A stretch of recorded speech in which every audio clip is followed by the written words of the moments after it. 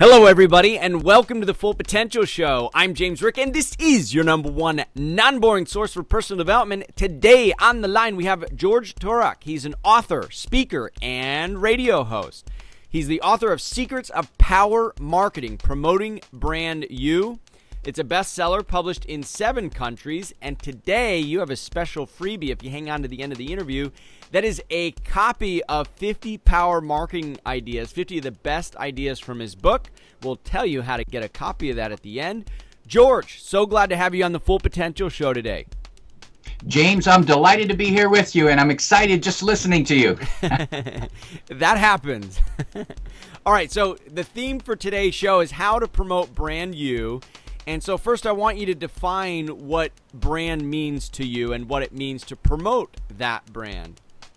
Okay, when I talk about brand you, I mean the special value, the character that makes you different from everyone else out there. Please don't think about logos or colors. No, I mean the uniqueness of your character, why people will hire you or why they will do business with you. What's that uniqueness? That's the thing that makes you different from everyone else. Okay, so there's this unique characteristic about you. That is your brand. And who do you primarily work with, George? Who cares most about their personal brand? I mean, obviously everybody, especially in the social media culture that we live in today, everybody's a brand, and it's being showcased to the world.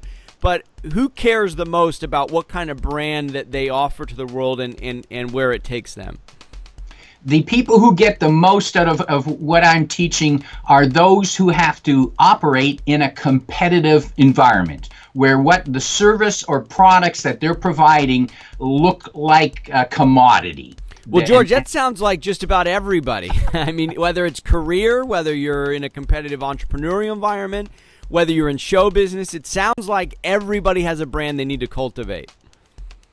There's no question about it. And my original learnings in developing your own brand go way back when I was in the corporate world struggling to find the next job.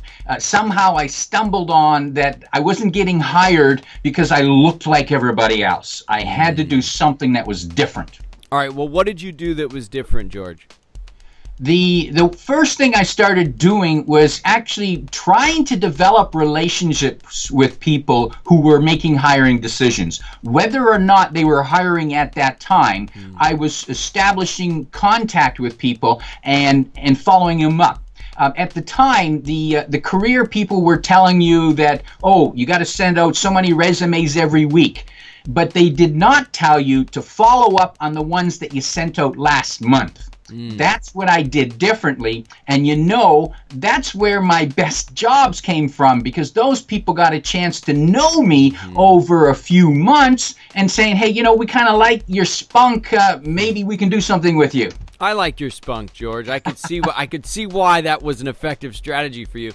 And so here we are building relationships before we may even need to make that connection for a job or for whatever it is that we're doing, whether it's raising capital or building a sales relationship. It really, the most fundamental part of your brand, it sounds like, is developing and nurturing that relationship.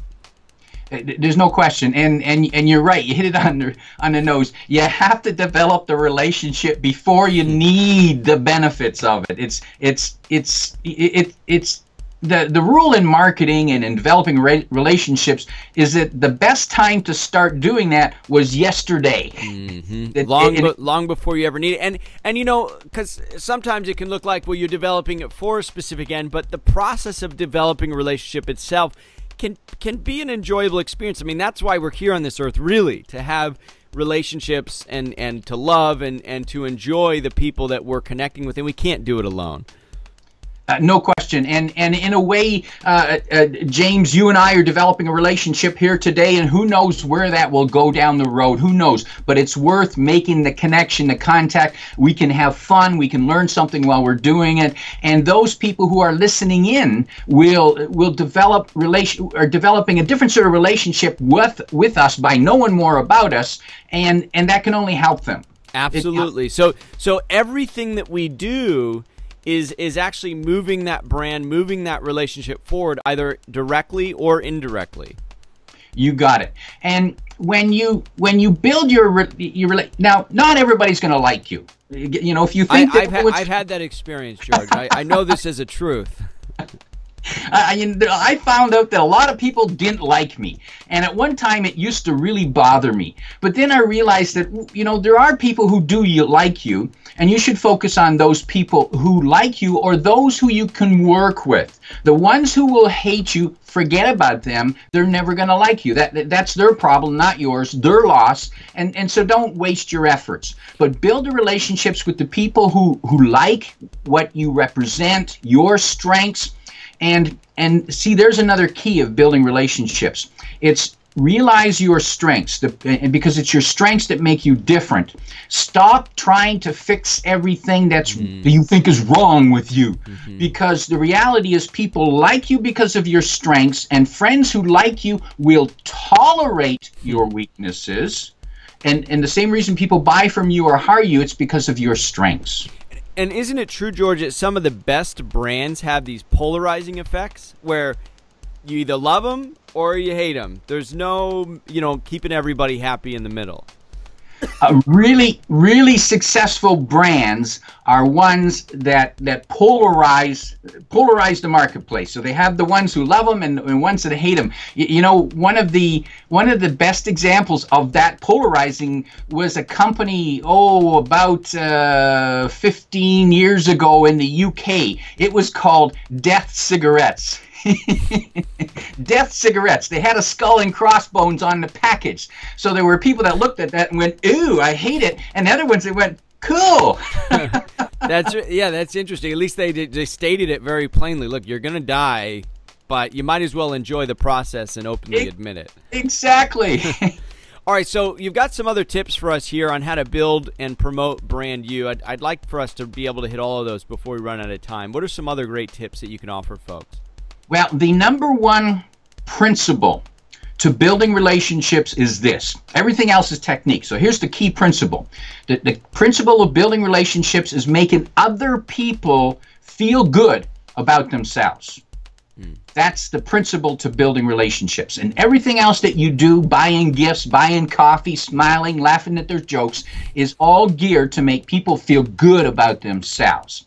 And one very simple, powerful technique that a lot of people were maybe taught, but they forgot, is to say thank you to people more often and mean it.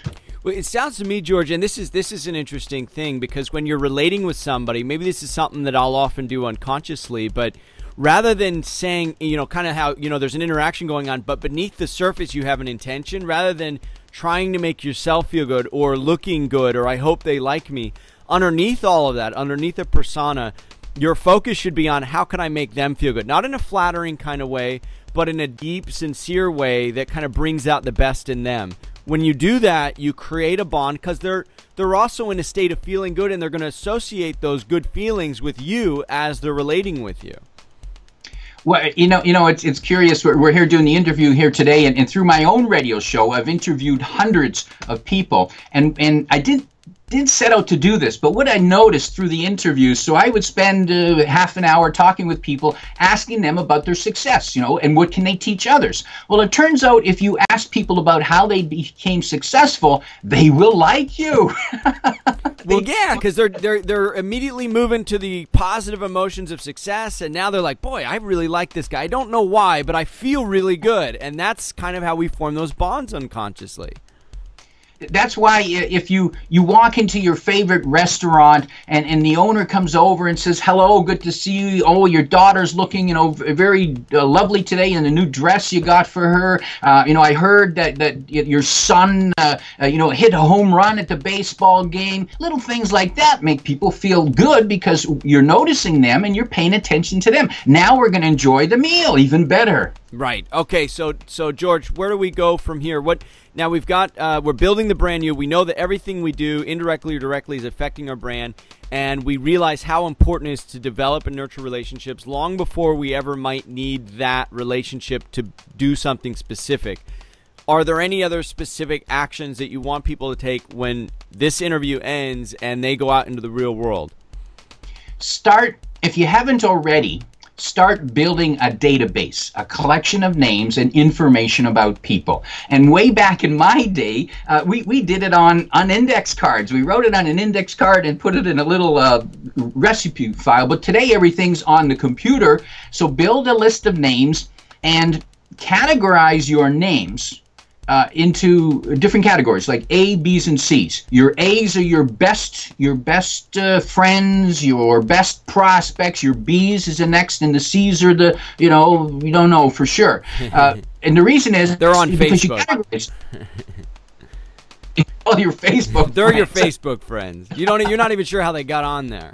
No, and you don't worry about them much. You don't spend time. But the A's you spend the most time with. Okay. You see, it's just like your strengths. Your A's are your strengths. Okay. And so what it means. So make them feel good about themselves more often, and stay in touch with them more often. Whether it's an email, a phone call, a thank you note, or here's another non-technical way to make people feel nice. Send them postcards.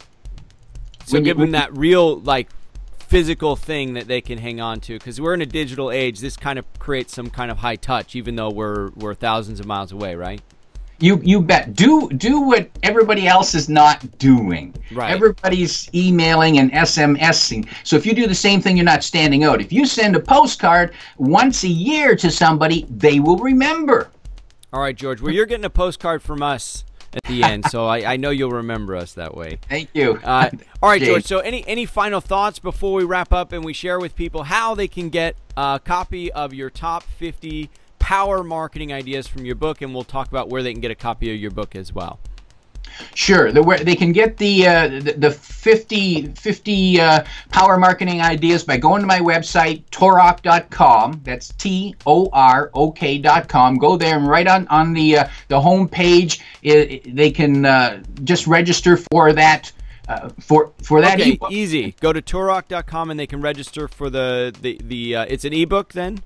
It's an ebook. Okay, so register at torok.com. You're going to get 50 power marketing ideas, the 50 best ideas from his book. And George, where can they go to get a copy of your book? They can get the book at a different website. It is called powermarketing.ca. Powermarketing.ca, CA for Canada. CA for Canada. And where in Canada are you, my friend? I'm near Toronto. Okay. I was just in Calgary, and we climbed the mountains there, and it's gorgeous. So if anybody's out in Toronto and you see George, maybe you can establish an even better relationship by mentioning how much you love Canada. You bet. Right. You bet. All right, George. Well, it's been a pleasure having you on the show.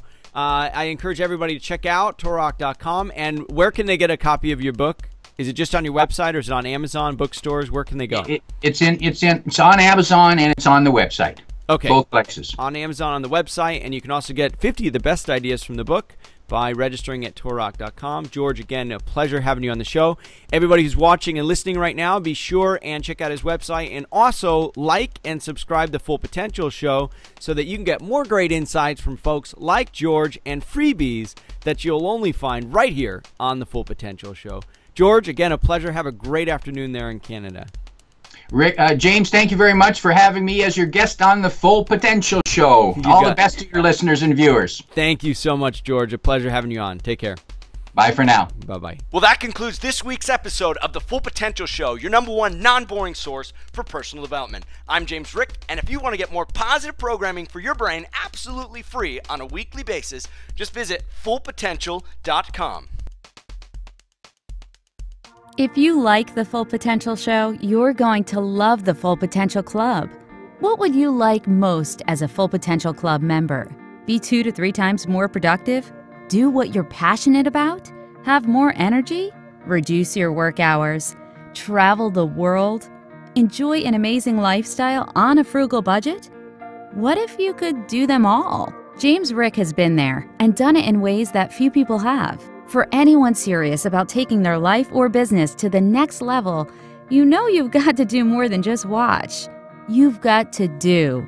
Join James Rick and other like-minded people for an incredible $10 a month at fullpotential.com/club. Be educated. Be empowered. Be the best version of you. fullpotential.com/club. Try it free for 30 days.